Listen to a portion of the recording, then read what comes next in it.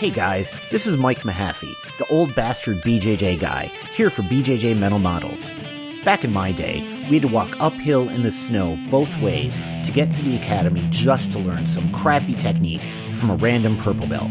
You kids have it so easy because now you can just subscribe to BJJ Mental Models Premium and get tons of great audio courses to learn new techniques, enhance your mindset, and entertain yourself.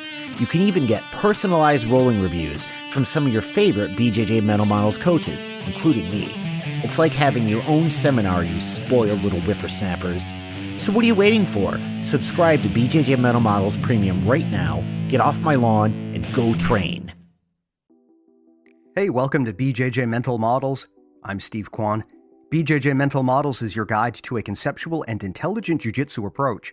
And in this week's mini episode, I want to talk about a concept that's really helpful for learning. Not just doing jiu-jitsu, but also how do we learn how to learn, to be better learners. It's a very important skill for us to learn in all walks of life, and one of the things I've always loved about jiu-jitsu is how it's such a great laboratory for becoming a better learner, because we get feedback so quickly. So in this mini episode and in the next few, I want to take some time to unpack some concepts that can be very helpful for figuring out the best ways to learn faster. And today I want to talk about something called interleaving. Interleaving basically tells us that when we're trying to learn a new skill, it can be helpful to switch it up. Instead of just focusing on one thing all the time, changing our focus and cycling through different options can actually be a better way to learn than just devoting a large chunk of study time to a single concept. There's an article in Scientific American about this called The Interleaving Effect. Mixing It Up Boosts Learning by Stephen C. Pan, and I'm going to just read off a quote here from that article. Enter interleaving, a largely unheard of technique that is capturing the attention of cognitive psychologists and neuroscientists.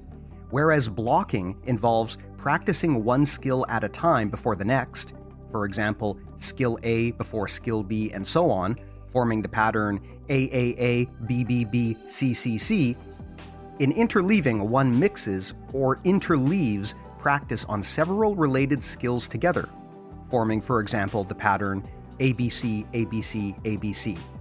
For instance, a pianist alternates practice between scales, chords, and arpeggios, while a tennis player alternates practice between forehands, backhands, and volleys.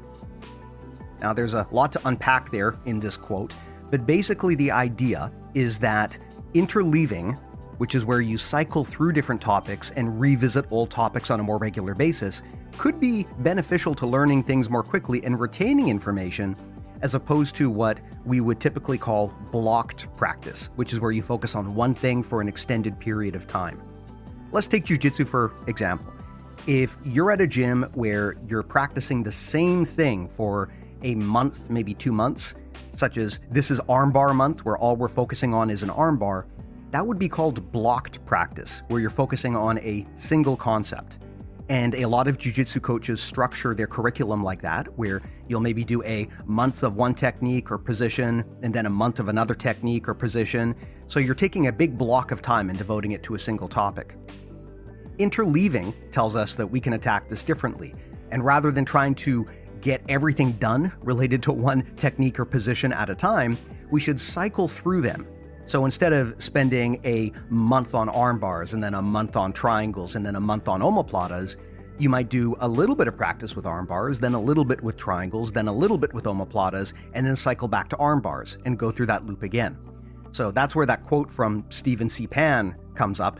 So that's what he's saying when he's talking about instead of training AAA BBB CCC, we want to train ABC, ABC, ABC.